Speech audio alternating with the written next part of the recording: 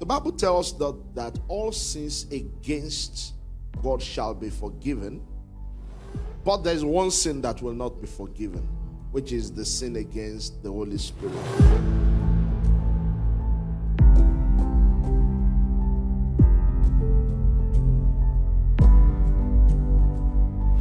You want to know that sin that when you commit, God will not forgive it. We know it's not fornication because God has forgiven fornication. We know it's not adultery because Jesus looked at that woman that was caught in the very act and said, neither do I condemn thee.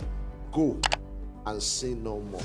We know it's not killing because God has forgiven killer. So what exactly is the sin against the Holy Spirit which will not be forgiven?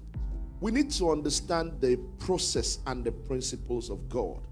Nobody can become born again. Nobody can go to God for repentance. Nobody can seek God for pardon except the Holy Spirit does something.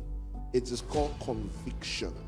One of the roles of the Holy Spirit is to convict the heart of man. Either a word is coming from the pulpit. That word is not what is convicting him. It is the Holy Spirit using that word that will convict him. He is sleeping and then he remembers something and immediately begins to feel guilty. That guilt, that thing that draws him to God, is the work of the Holy Spirit. So, every man that wants to come to God must first be convicted by the Holy Spirit, no matter what the sin is. You get in the picture? However, when the Holy Spirit comes once and is rejected, he comes again and is rejected, he comes again and is rejected, you might get to a point, I want you to listen very well, where you would have taken the grace of God in vain, okay, to the point that the ministry of the Holy Spirit convicting of sin will no longer be possible. The Bible calls it apostasy. The Bible calls it falling away. Falling away is the result of repeated fallings. And it has to be deliberate. The Bible says that if you trample under feet the blood wherewith he has been sanctified, he said there's no more remission for sin. So maybe one of these days we'll look at this topic again. But to put it straightly, it is like AIDS. You see, what that HIV virus, what it does is to destroy the immune system of the carrier, such that even common cold can kill him. In itself, it will not kill, as it were, but it destroys every power in him to resist anything, such that even if he dashes his foot against the stone, he can get killed. So what is this blasphemy? Repeated falling to the point that the Holy Spirit just leaves him alone to himself.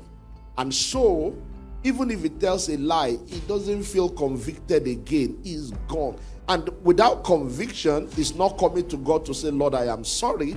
And without repentance, he will not be forgiven. Are you getting the chain?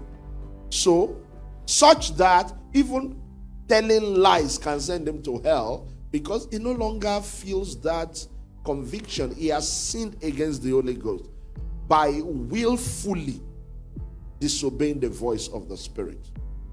However, in case you're feeling this morning and you're afraid that maybe because of your repeated sinfulness, you have sinned against the Holy Ghost, the litmus test is this.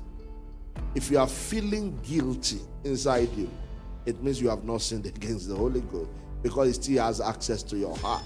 Does that make sense? Anyone who has gotten there will not feel that way. But don't get him there.